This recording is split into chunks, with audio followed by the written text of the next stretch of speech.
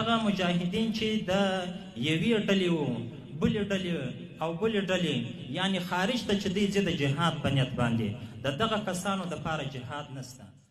بسم الله الرحمن الرحیم. السلام علیکم. زما نوم دی تحسین الله تاثیر. خبره به کوو چې د افغانستان او پاکستان ترمنځ یو بل مهم پیشرفت شوی دی. دواړه ملکونه تعلقاتو کې نور خواله راغلی دی او هغه په دې سلسله کې دی چې د افغانستان امیر المؤمنین ملا هبت الله خونزاده حکم جاری کړی دی چې هغه مجاهدین چې هغوی ته د امیر لخوا حکم نوي جاری شوی تر هغې پورې هغوی جهاد نشي کولی او بل هغه دا وایي چې په پاکستان کې جهاد نه کیږي. پاکستان مسلم ملک دی، مسلمان ملک دی او په مسلمان ملک کې کارویانې چې دي دا جهاد نه دی، دا دهشتګردي ده. دا ډېر غټ سټیټمنټ دی او دا په داسې وخت کې جاری کړی دی چې کله په بیجینګ کې د پاکستان، افغانستان او چین وزیر خارجه ملاقات شو. په دې ملاقات کې خطه کې د امن دپاره خبرې اترې شو او افغانستان دا ګارنټي ورکړه چې هغوی په خطه کې د امن دپاره کردار ادا کوي. د هغې نه بعد به بیا تجارت سیوا کیږي.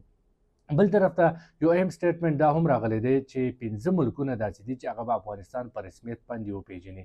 په دغه 15 ملکونو کې کوم کوم ملکونه شامل دي دغه به درته هم تفصیل سره په دې خبره کوو په دې ټول صورتحال باندې. خو دلته یو وړوکی غوندې ریکویسټ دی که ته زما دا نوی چینل تحسین الله تاثیر نوی سبسکرایب کړی نو پلیز دا سبسکرایب کړئ.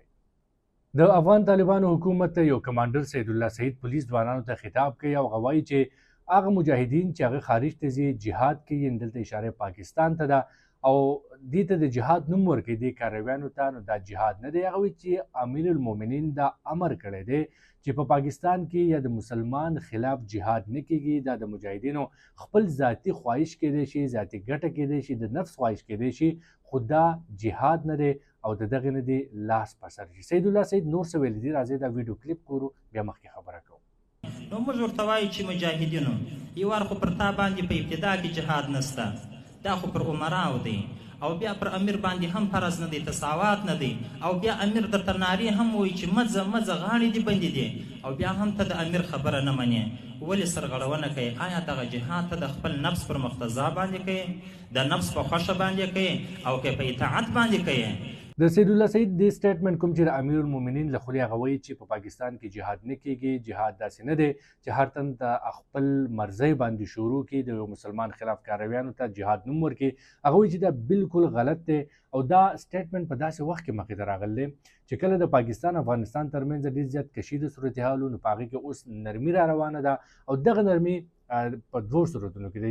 دوه مقصدونه دي. یو مقصد دا دی چې په خطه کې امن بحال شي او دویم مقصد دا دی چې د امن سره تجارت هم سیوا کړی شي. په دې سلسله کې په بیجینګ کې د پاکستان، چین او افغانستان وزیر خارجه ملاقات شو، مذاکرات شو او په دې کې په دې باندې خبرو شوه چې په دې ایریا کې د امن بحال شي، ځکه چې دلته امن نه نو پاکستان هم متاثره دی او د سی پیک یا د چین چې کوم منصوبې دي په پاکستان کې هغه هم متاثره دي. نو چین دا غواړي چې دلته امن راشي، چې هغوی خپل دغه سی پیک روټ جوړ کړي، په دې باندې تجارت شروع شي. د دې لپاره امن ضروري دی، امن لپاره افغانستان سره خبره کول ضروري دي او افغانستان حکومت اعتماد کې اخیستل پکار دی.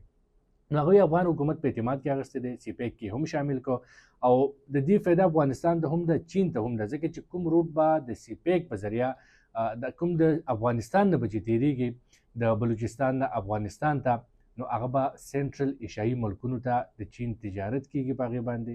دغه شانتې پاکستان نه د ګوادر په ذریعه باندې عرب ملکونو، افریقایي ملکونو ته تجارت کیږي یا یوروپ ته به ورسره هم تجارت کیږي ځکه چې دا غټه بندرګاه ده. نو د چین دپاره د افغانستان پاکستان اهمیت سیوا دی او د دې دپاره چین غواړي چې دلته امن بحال شي، امن راشي او د امن وروسته به د چین تجارت چې کوم دی هغه سیوا شي او د هغې فایده به دغه درې واړه ملکونو ته وي. نو هم په دې سلسله کې افغان حکومت چین او پاکستان ته یقین دهاني ورکړې ده چې هغوی به د امن بحالۍ دپاره یا د امن پر ځای کولو لپاره کردار ادا کوي.